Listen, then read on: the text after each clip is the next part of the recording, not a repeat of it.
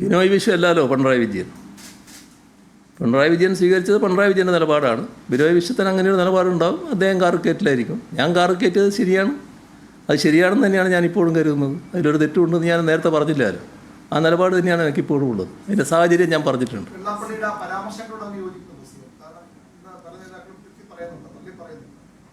ഞാൻ പറഞ്ഞില്ലേ കാര്യങ്ങൾ. നിങ്ങൾ നേരത്തെ ചോദിച്ചു, നിങ്ങളെ അടുത്തിരിക്കുന്ന ആൾ നേരത്തെ ചോദിച്ചല്ലോ അതിനെപ്പറ്റി.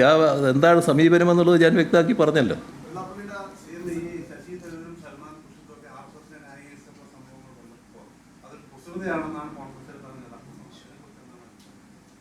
അതാണല്ലോ സമീപനം. ഇപ്പോൾ നമ്മൾ കാണേണ്ട ഒരു കാര്യം, കേരളത്തിൻ്റെ അന്തരീക്ഷം കുറച്ചുകൂടി ഗൗരവമായിട്ട് നമ്മൾ ഉൾക്കൊള്ളണം. ഇന്നലെ ഒരു മാധ്യമത്തിൻ്റെ പരിപാടിയിൽ പങ്കെടുത്തപ്പോൾ ചെറിയൊരു ഭാഗം എനിക്ക് പറയേണ്ടി വന്നിരുന്നു അതുമായി ബന്ധപ്പെട്ട്.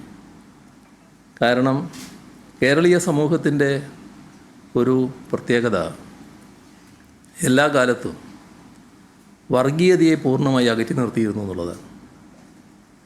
പക്ഷേ ഇവിടെ കോൺഗ്രസ് മതനിരപേക്ഷതയൊക്കെ പറയുമെങ്കിലും 4 വോട്ടിനു വേണ്ടി ഏത് വർഗീയതയുമായി കൂടിച്ചേരുന്നതിന് മടി കാണിച്ചിരുന്നില്ല.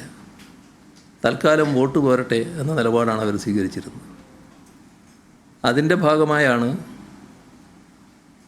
ദശാബ്ദങ്ങൾക്ക് മുൻപ് ഇവിടെ കോലീബി സഖ്യമുണ്ടായത്. അത് അന്നത്തെ നിലയിൽ ആർക്കും പ്രതീക്ഷിക്കാൻ കഴിയുന്നൊരു കാര്യമല്ല. പക്ഷേ വടകര ലോക്സഭാ മണ്ഡലത്തിലും ബേപ്പൂർ അസംബ്ലി നിയോജക മണ്ഡലത്തിലും കോലീബി സഖ്യമുണ്ടാക്കി. അതിലൂടെ BJPക്ക് അഭിമതരായ ആളുകളെ നിയമസഭയിലേക്കും പാർലമെൻറ്റിലേക്കും എത്തിക്കാനായിരുന്നു ഉദ്ദേശിച്ചത്. പക്ഷേ കേരളീയ സമൂഹം വലിയ ജാഗ്രത വർഗീയതയ്ക്കെതിരെ പുലർത്തുന്നൊരു കാലമായതുകൊണ്ട് തന്നെ ആ നീക്കം ഫലവത്തായില്ല. സാധാരണ കണക്ക് ശാസ്ത്രമനുസരിച്ച് 2 × 2 = 4 എന്ന കണക്ക് ശാസ്ത്രമനുസരിച്ചാണെങ്കിൽ ഇവർക്കെല്ലാമുള്ള പിൻബലം, ആ വോട്ടിൻ്റെ പിൻബലം കണക്ക് കൂട്ടിയാൽ വലിയ ഭൂരിപക്ഷത്തിൽ ഈ പറയുന്ന കോലീബി സ്ഥാനാർത്ഥി ജയിച്ചു വരുമെന്നാണ് അവർ കണക്കാക്കിയിരുന്നത്. പക്ഷേ ആ കണക്ക് ശാസ്ത്രമല്ല, ജീവനുള്ള മനുഷ്യനാണല്ലോ ഇതിന് പ്രതികരിക്കേണ്ടത്. അവരുടെ പ്രതികരണം അവരുടെ ബോധത്തിൽ നിന്നാണ് ഉണ്ടായത്. അത് മതനിരപേക്ഷതാ ബോധമായിരുന്നു, വർഗീയതയ്ക്കെതിരെയുള്ളതായിരുന്നു.